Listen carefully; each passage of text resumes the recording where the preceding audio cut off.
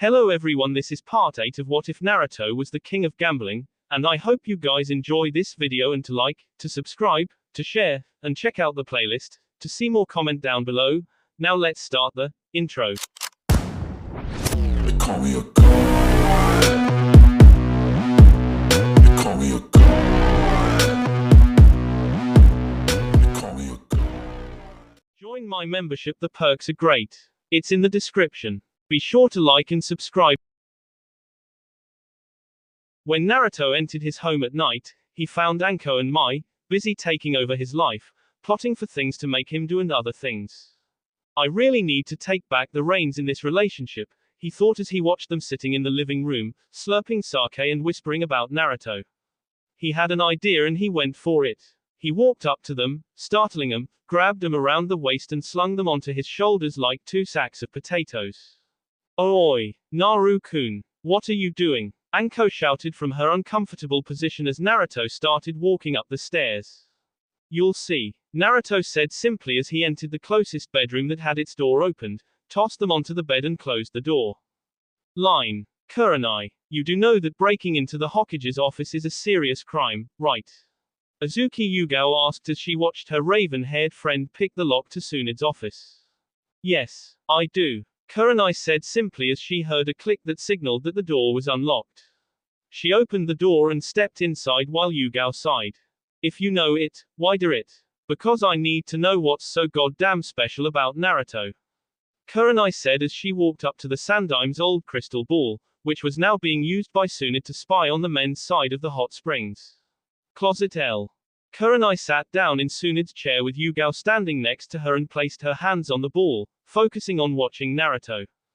Kurenai, oh, Yugao, oh, line. Screams of pleasure could be heard all throughout Konoha for the rest of the night.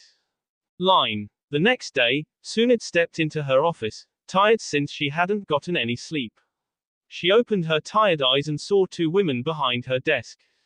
Kurenai and Yugao both had their eyes glued to the crystal ball which now didn't show anything. Both were extremely pale, had big, round, bone-white eyes and had a river of blood pouring out of their noses, creating a huge puddle on the floor. What the hell? Tsunde thought as she sweet-dropped at the scene. I would like someone to draw this scene for me. Please PM me if you're interested. Line. Damn. Naruto said as he walked through Konoha, Zabuza's old Zanbatsu leaning against his shoulder. This is thing heavy. He kept walking until he got to a store called Higarashi's Ninja Weapons and Gear. Walking inside, he spotted Tenten standing behind the counter. Yo, Tenten, he called with a lazy wave. Is your dad in? I would like to make a trade. Yeah, hold on, I'll go get him, Tenten said with a smile and headed to the back of the store. A few seconds later, a tall, muscular man, a typical blacksmith, with short, brown hair and a goatee came out of the back with Tenten. Ah, Naruto, how are you? He asked, making Naruto grin. I'm doing fine, Dutch, he said. Tenten's father, Higurashi Dustin, huffed at the nickname. Naruto had just started calling him Dutch one day. He had no reason to do it. He just thought it sounded cool. What do you want, brat? I want to make a trade, Naruto said and leaned the kubikiri against the counter. I want 300 special-made kunais. In return, I'll give you this, he said, gesturing for the kubikiri. Is that? Dustin asked with wide eyes, getting a nod from Naruto. That is the kubikiri haucho, formerly wielded by Momoki Zabuza. Naruto said, making Tenten go wide-eyed as well. A sword that used to belong to one of the 7 swordsmen is worth a pretty penny. Why would you trade it for 300 kunai? Dustin asked, making Naruto grin. I am currently learning my father's techniques and I will need those kunais for later when I learn his Hiraishin no Jutsu, Flying Thunder God technique, he said and held out his hand. So, do we have a deal? Deal, brat, Dustin said and shook Naruto's hand. You're in luck. Usually you would need a mold for the kunais you want, but I still have the mold from the kunais I made for your father during the war. You knew my father? Naruto asked, getting a nod from Dustin. Of course I did. I was on his team under Jiraiya sensei. Well, I'll be damned. I guess you learn something new every day, Naruto said with a grin as he turned to leave. Let me know when the kunais are done. I'll leave Kubikiri in your hands, though it's not officially yours until you finish the kunais. See you later, Naruto.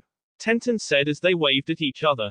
See ya, Tenten. Line. Later, Naruto stood in Tsunade's office. Tsunade was rubbing her temples, clearly tired, while Jiraiya stood next to her with tears of joy running down his eyes.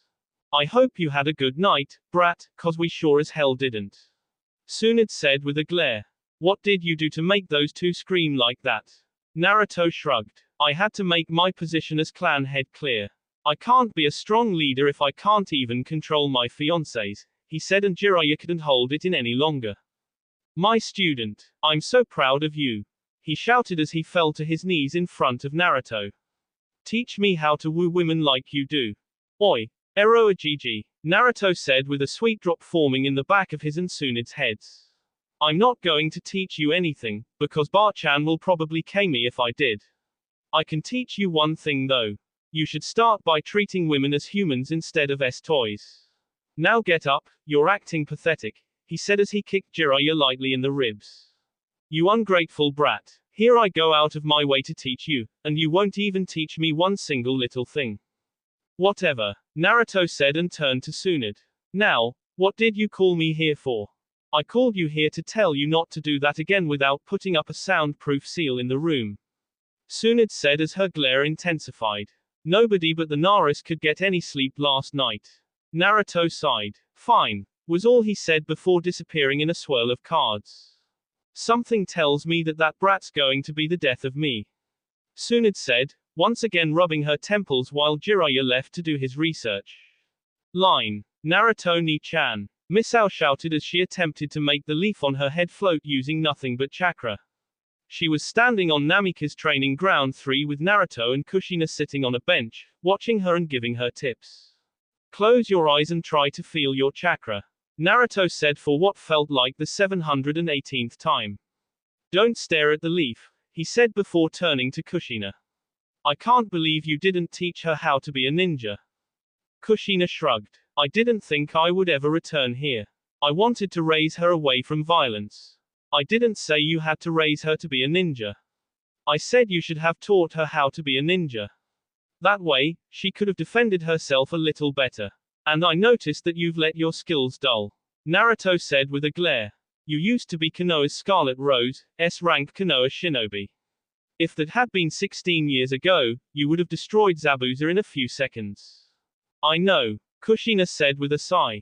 But I thought that I'd never be in a situation like that again. Nonetheless, Naruto said as he stood up. We need to hone your skills again. Fine by me, Kushina said and got up as well. Care for a spar? Only taijutsu. Yep. Naruto turned to Misao who stood in the middle of the training ground with her eyes closed in concentration. Amotu, come and sit over here. Ka-san and I are gonna have a spar. Misao opened her eyes and pouted. Ni-san, I almost got it that time. The leaf didn't even wiggle. Soon enough, after some complaining on Misao's part, Naruto and Kushina stood some distance away from each other. Then they got into their stances. Kushina took the Goken stance, the style that she taught Guy. I like to think that she was as old as the Yondaime and took on a genin team at the same time. As such, Guy was her student. Kushina had only smiled when Guy started spouting about how her flames of youth had not diminished when he met her again. Naruto took a stance where he had his hands on his hips, fists clenched with his knuckles facing Kushina, making her eyes widen. You've learned Dad's Hummingbird style, yeah. Naruto said with a grin. Though I'm not really that good at it yet. I still dislocate my shoulder when I go from the left backhand to the gut to the right uppercut to the jaw. I'm not agile enough yet. What guy wouldn't give to learn that style? Enough talk, Naruto said and charged in. Once he got to Kushina, he squatted down and twisted around her until his back was facing hers. Kushina's eyes widened at his speed and barely had time to duck when Naruto's backhand came at her at high speeds. Naruto jumped and flipped back when Kushina tried to sweep him off his feet. He charged again as soon as his feet touched the ground and sent a jab towards her chest. Kushina blocked the jab, but was caught unprepared for the uppercut that connected with her gut, knocking the air out of her lungs. Stumbling back, she looked at Naruto. All right, we can't spar yet. I'm not in shape. I'll have to train a little first.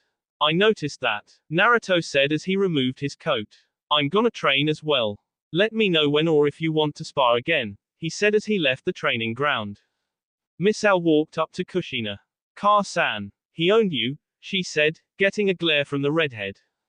Back to training. Hell hath no fury like a woman scorned, though she wasn't really scorned until Misao opened her mouth. Line. Anko and Mai were walking through Konoha, heading for their favorite dango shop when they encountered Kurenai and Yugao in the streets. Yo, Kurenai, Yugao. What's up? Anko asked with a big grin on her face. The two kunoikas stared at her for a few seconds as their faces slowly but surely turned beet red. Anko raised an eyebrow. What? Kurenai suddenly turned and walked away as a droplet of blood made its way out of her nose, shortly followed by Yugao. What the hell was that all about?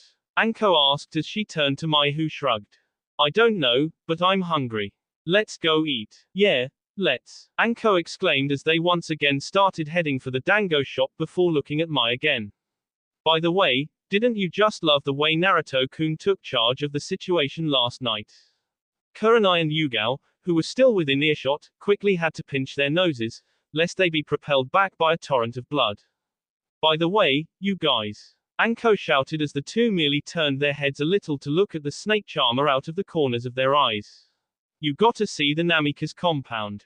Come by at around 1 p.m., okay? The two kunoikas just wobbled away, holding up their left hands in a thumbs up while the right were still pinching their noses, earning some confused stares. Line. At 1 p.m., Kurenai and Yugao stood in awe in front of the huge gate to the small village that was the Namikaze compound. It opened to reveal Anko. Good, you're here. Let me give you guys a tour, followed by a girls' night out. She said as she rushed out, grabbed the women and proceeded to drag them inside. Whoa, Yugao said as she looked around. Anko, this place is huge. I know, Anko exclaimed with a grin and pointed at the 5-story in the middle.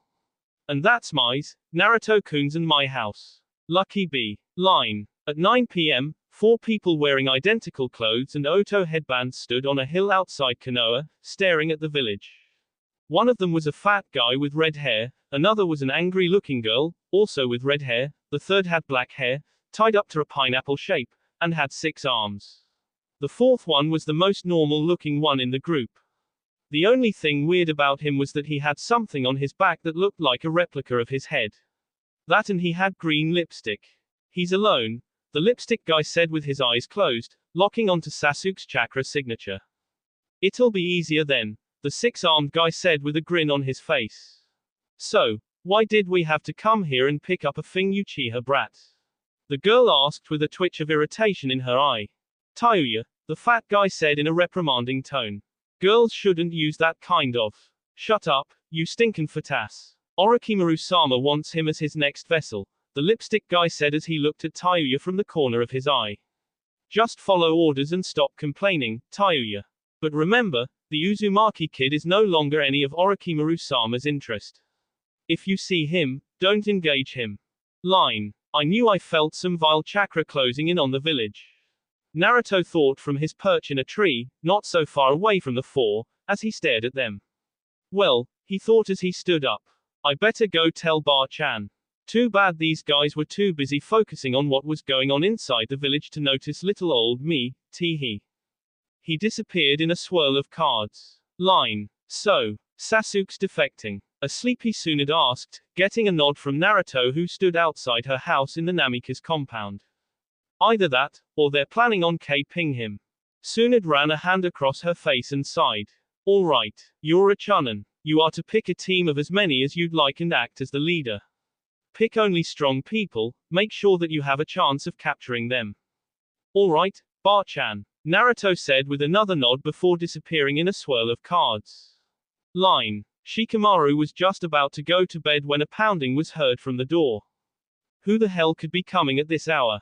He thought as he sat on his bed, hearing how his mother started complaining about disturbing the neighbors as she opened the door. This was followed by the sound of a fist meeting something hard, followed by a groan. Soon enough, his mother came up the stairs and opened Shikamaru's door. Shikamaru, Naruto is here to see you, she said with a smile making Shikamaru groan. Now I'm definitely not getting any sleep. TCH, Mendokus. Line. Hey, Shikamaru. Naruto said as Shikamaru descended down the stairs. We have a mission. A mission? Shikamaru asked with a raised eyebrow. What mission could we possibly get at this hour? I'll tell you when the whole team is gathered. I don't want to explain too much. It's way too late for that. Meet me at the gates in 20 minutes sharp. Shikamaru sighed. Hi. Line. Naruto, having already visited Neji, Kiba, Chuji, Shino and Tenten, walked into Training Ground 9 where Lee was training with Guy. I figured this was where you'd be, even at this hour, Lee.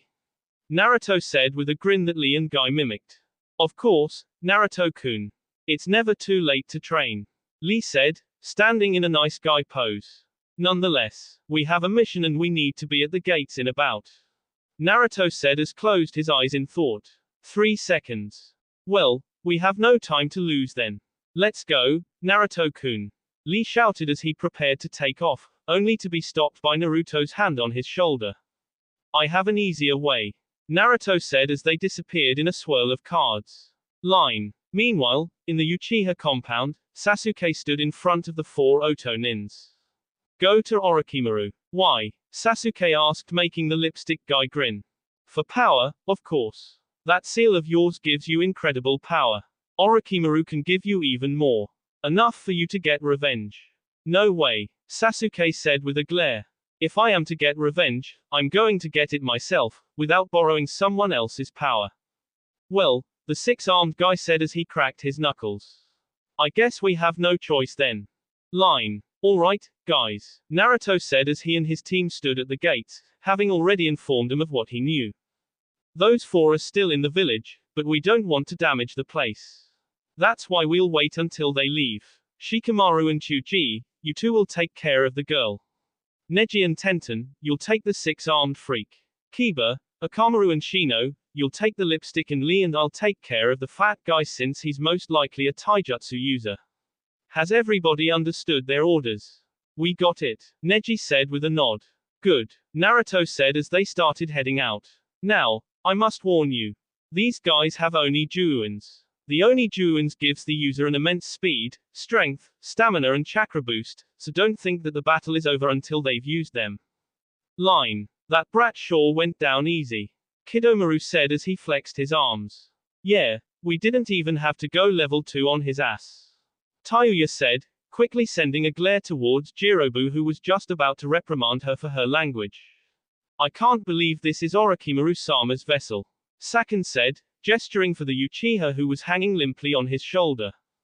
They quickly headed out of the village, towards the hill where they stood just an hour earlier. Once they got there, they noticed that they weren't alone. A spiky-haired blonde guy wearing a white coat and a guy in green spandex with black hair in a bowl cut and uber eyebrows stood in front of them, the blonde with a fan in his hand. Wow, I thought Otonins were a little smarter than that. Naruto mused as he stared at the 4. Taking the same path back, not thinking that someone may have been alerted of your presence and alerted the Hokage of your evil little plan. And caping the last Uchiha. That's just wrong. He's a Konoha nin, you know. Truly most unyouthful. Lee said grimly with a nod. Hey, Space, Tayuya shouted with a glare. I don't know where you popped up from, but you better leave now before I kick your ass. Naruto waved his fan at her with his eyes closed and a big smile on his face. In true Urahara style. Now, don't be like that, he said and flicked his fan shut. Tell you what, if you give Sasuke back and turn yourselves in, then maybe, just maybe, we won't kick your asses. We? Who? You and that bushy brows freak? Kidomaru asked with a grin making Naruto frown and Lee's eye twitch. Now, there's no need for such personal attacks. I don't think Lee takes being insulted like that so lightly, am I right, Lee? You are most definitely right, Naruto-kun. Lee exclaimed with a nod and a glare directed at Kidomaru. I'd say that he's not one to talk, having 6 arms and all. Most unyouthful. Yes, most unyouthful indeed, Naruto said and buried his face in his hand when he saw the 4 Otonins getting ready to fight. I guess we're fighting after all. It's way too late for that. But, what can you do? He asked and nodded to no one in particular. A cry of, Nikuden Sensha, was heard and soon, a huge, rolling, green ball came charging at the Otonins at breaking speed. The Otonins scattered, jumping in 4 different directions as the meatball tank came rushing towards them. Spread out, Sakin shouted as they ran in different directions. There are only 3 of them. Are you so sure about that, Lipstick? Came a voice from in front of him. Looking up, he saw an Inuzuka and an Aburame standing in front of him, the Inuzuka with his arms crossed and a huge dog by his side and the Aburame with his hands in his pockets. It would be wise to hand over Sasuke-san, Shino said calmly. Sakin grinned and was about to toss Sasuke to one of the other 4 when he noticed that they had been confronted by 2 ninjas each. Neji got into a Juken stance while Tenten took out a weapons scroll. You will not get past us, Oto Trash, he said as he activated his Byakugan. Naruto stood in front of Jirobu with a smile on his face as he flipped open his fan again. See, wouldn't it be best to just give up?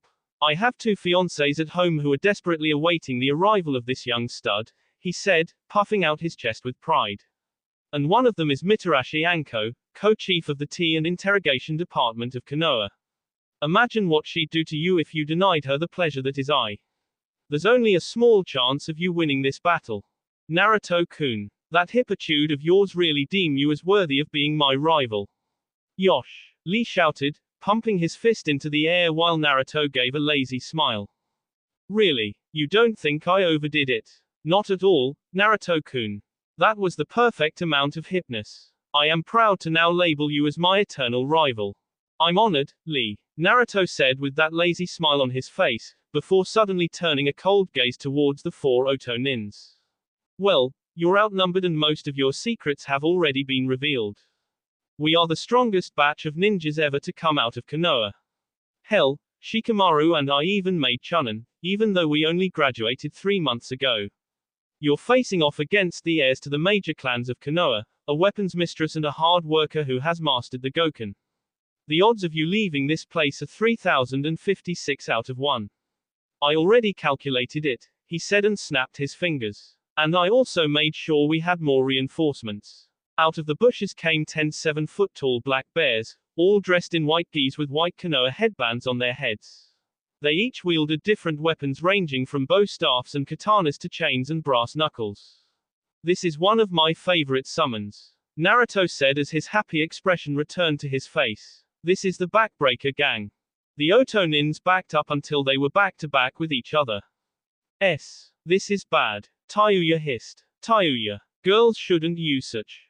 This isn't the time for that, you fat F. Naruto stared at the 4 with a calm smile on his face. It was the kind of calm smile that scared even his allies. Now, do you want to do this the easy way, or the hard way?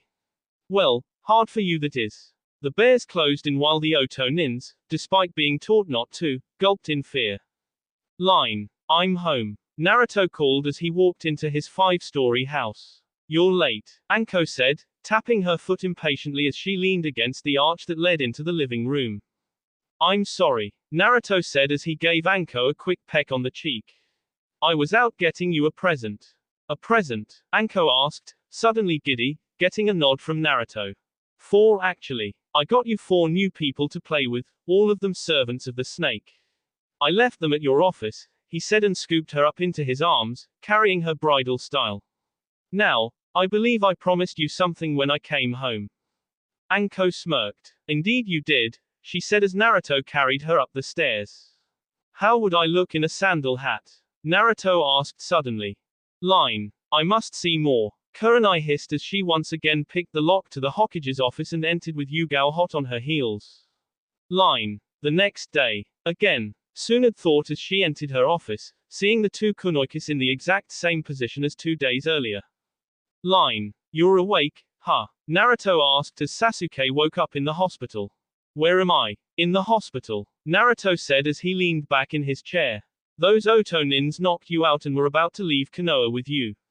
Shino, Kiba, Shikamaru, Chuji, Neji, Tenten, Lee and I, with a little help from my bears, took him out and brought you back. I was ordered to question you when you woke up. So, what do you want to know? Sasuke asked as he rubbed his sore end. First of all, how would I look in a sandal hat? Naruto asked as he pointed at his head. Anko didn't make that quite clear last night. What? Sasuke asked with wide eyes. I thought you were here to question me about those Oto nins. Naruto flipped open his fan and waved it at Sasuke. Now, we'll get to that. Don't be so hasty. Now, how would I look in a orange and white sandal hat? Sasuke looked Naruto over. I think it would fit with the white coat and the orange flames, he answered, reluctantly. Good. That's what I was thinking. Naruto exclaimed with a grin. Now, what did those Oto nins tell you? They told me that Orochimaru wanted me to join Oto. That he could upgrade the seal for me and give me enough power to get revenge on my brother. And you didn't go with them? Naruto asked with a surprised expression on his face. I thought you'd jump at the chance of gaining more power. I'm gonna tell you what I told them. Sasuke said with a glare. I want to kill my brother with my own power. Not some borrowed power. Good. Naruto said and nodded. I was supposed to ask you something else. What could it have been? Hey, Naruto. Sasuke said, making Naruto raise an eyebrow. You're strong. Sasuke stated. Can you make me stronger as well? He asked, making Naruto grin widely. That was hard for you, wasn't it? You have no idea. Alright, I'll train you, Naruto said as he got up. But you will not learn by using your Sharingan, he said as he pointed at Sasuke's eyes. I want you to work hard for the jutsus I will teach you. Deal. Sasuke smirked. Deal. Good. Come to the Namikaze compound in 3 days, I guess. Why in 3 days? Because I said so, Naruto said with a shrug before disappearing in a swirl of cards. Line. Later, Naruto was walking towards Ichiraku Ramen, wearing his newly purchased, white sandal hat with orange stieces on it, when he saw Kurenai walking towards him. Hey, Kurenai-san, he said, making Kurenai freeze up when she spotted him. Hey, Kurenai-san. Meanwhile, a mechanical voice was heard in Kurenai's head. Memory overload. Initiating shutdown procedure in 3, 2, 1. Shutdown initiated. Kurenai passed out. Ah, Kurenai-san, Naruto exclaimed and rushed over to her. Naruto placed his hand behind her head and pulled her up before he started to fan her. What the hell was that all about? Naruto asked with a raised eyebrow. She's been acting strangely around me for days now. Well, I better find her a place to lie down, he thought as he picked her up bridal style and disappeared in a swirl of cards. Line. What the hell? Kurenai thought as she woke up to find herself lying in a huge, king-sized bed. Where am I? Ah, you're awake, Kurenai-san. Naruto said as he entered the room, causing Kurenai to blush. Now, maybe you can answer me some questions. Q questions. What questions? For example, why have you been acting so strangely around me lately? Naruto asked, making Kurenai's blush intensify. Well, you see. The thing is, she tried to explain, but sighed as she realized that there was no way out of it. Yugao and I spied on you and Anko with Hokage-sama's crystal ball. On me and Anko. In the bed. And once on you, Anko and Mai 2 days ago. Naruto looked at her with amusement apparent on his face and a raised eyebrow. So, you're AL? He asked, making Kurenai's eyes widen. What? No. You just spy on people when they're having S. That sounds like something Ero Ajiji would do. You're enjoying this, aren't you? Thoroughly, Naruto said with a grin. I just wanted to see what was so good about you. Kurenai said with a sigh, making Naruto raise an eyebrow. Anko talks about you all the time, about how kind you are and about how good I am in bed. Naruto asked, grinning like a Cheshire cat. Yeah, I do take a lot of pride in those SKS. Well, I guess I was just jealous. And then Anko told me about how I could join in, if I wanted to because of the clan resurrection law and that sparked your interest. Well, I wouldn't really say that. But, yeah, and then She couldn't say anything else as a pair of lips were mashed against her own. Quickly coming over her shock, Kurenai melted into the kiss and had to suppress a whimper when Naruto broke it to stare into her eyes. I like you, Kurenai, and if you want to, I'd like to give us a try. And I really don't think Anko would mind you. That was all Kurenai needed to hear for her to quickly jump him, mashing her lips against his own. This time, it was Kurenai's screams of pleasure that could be heard throughout Konoha, and those were soon joined by Anko's and Mai's after Naruto had quickly applied the use of Kage Bunshin. Line. Hey, Anarchy. What are you gonna teach me today? How to breathe fire. How to walk on air. Huh. What? Miss L asked as she ran up to her brother who was currently sparring with his mother to pass time. Kushina had greatly improved in just a couple of days. His arms still hurt after blocking her Konoha senpais. Naruto sighed. Miss L, I am going to teach you the 3 academy jutsus first. Then, if, and I mean if, you can manage those, I will teach you something else. Miss L. Kushina said with a pout. Don't you wanna learn any taijutsu from me? Miss L only waved her off. Soon. First, ninjutsu. Let's go. Kids. Kushina said as she watched Miss L pull Naruto away. Only interested in the flashy stuff. Don't worry, Car-san. Naruto called out to her as he was being dragged away. I'm just gonna show her how to do it, then you can teach her whenever you want. Line. Naruto. Jiraiya said as he stood in front of Naruto, who had just told Miss L the basics of the Bunshin and told her to try it until she got it, with a scroll under his arm. I'm going to start teach you my combination jutsus that I use together with my toads, but in order for you to learn them, you must first sign the toad contract, he said and handed over the scroll to Naruto who took it, bit his thumb and signed his name in the slot next to Namika's Minato. I'm heading off to a bigger area so I can summon the toad boss. Naruto said and disappeared in a swirl of cards, only to reappear about a mile away. He bit his thumb, swiped the blood across his palm and performed the necessary hand seals. Kuchio's no jutsu, Gamma, summoning technique, toad. He called. There was a huge explosion of smoke and once it cleared, Naruto saw that he was standing on top of a huge brown toad with red markings across its body and around its eyes. It was wearing a blue jacket, had a tanto strapped to its waist and it had a pipe in its mouth. Who the hell summoned me? Jiraiya. Come out, you old L-ed bastard, so I can squash you. The toad bellowed making Naruto sweet drop. Jiraiya. Anno. Jiraiya didn't summon you. I did, Naruto said as he jumped down onto the toad's nose, waving at the toad with his fan with a smile on his face. Yo. I am Senju Uzumaki Namikaze Naruto. It's a pleasure to meet you. You summoned me. The toad asked and laughed. Ha. Like a little brat like you can summon me, the great Gamabunta-sama. Don't make me laugh, brat. I think I already have. Naruto said with a grin. Gamabunta became quiet as he thought back. Oh yeah, you did. Well, don't make me laugh again. Did you know that Jiraiya actually was stupid enough to peep on Tsunade again? Naruto asked making Gamabunta laugh again. Ha ha ha. Doesn't that I'll ever learn. Hey, wait, I thought I told you not to make me laugh again, brat. And I've told you my name. It's Naruto, not brat.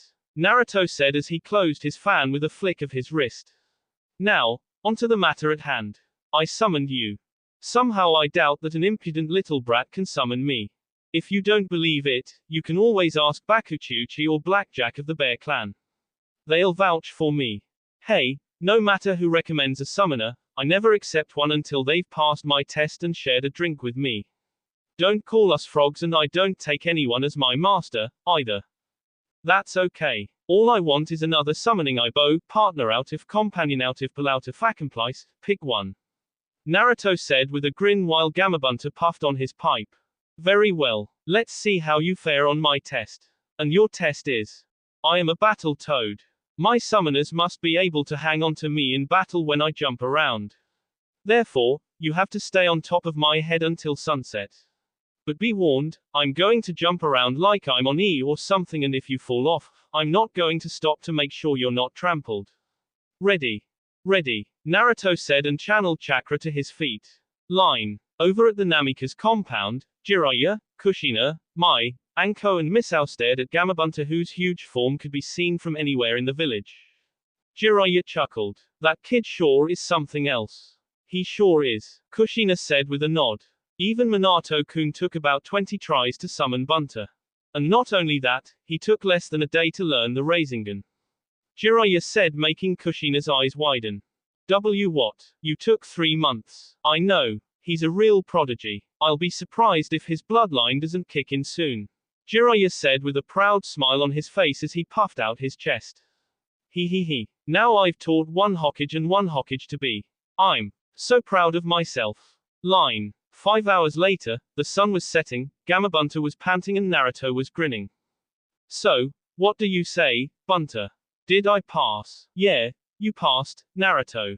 Bunter said with a nod. It's just too bad that you're not old enough to drink yet. Hey, Naruto said as he took out a bottle of sake. If you're old enough to you're old enough to drink. So let's drink. Hey, I like your attitude, Naruto. Gamabunter said and took a silver flask out of his jacket, unscrewed the cork and held up the flask. Cheers. Cheers, Naruto said and started gulping down his sake.